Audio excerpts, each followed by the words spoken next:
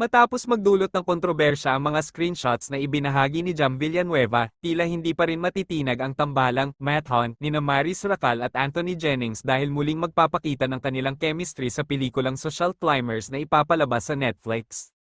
Dahil dito, muling naging usap-usapan si Maris Racal sa X at marami sa mga netizens ang nagpahayag ng kanilang opinyon na kahit nagkaroon ng hindi pagkakaintindihan sina Maris at Anthony, hindi pa rin maitatanggi ang magandang samahan nila at ang kanilang pagiging mahusay sa larangan ng pag-arte. Tinutukoy ng mga tao ang matinding epekto ng kanilang tambalan na walang duda na malakas ang kanilang chemistry.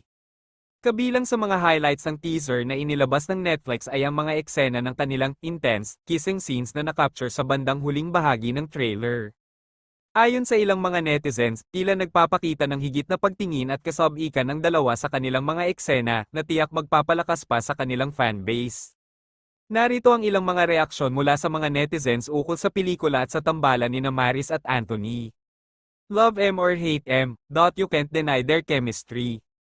I say, salute to Netflix for being so brave despite the issue happened last year. I'll continue to support them because of their craft as an artist, as one of the new Gen Rom-Com love team, and that's just it.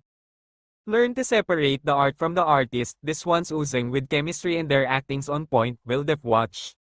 Bukod sa Social Climbers, makikita rin sina Maris at Anthony sa action series na Incognito, kung saan nakakasama nila ang mga kilalang artista tulad nina Richard Gutierrez, Ian Veneracion, Byron Geisler, Kayla Estrada, at Daniel Padilla.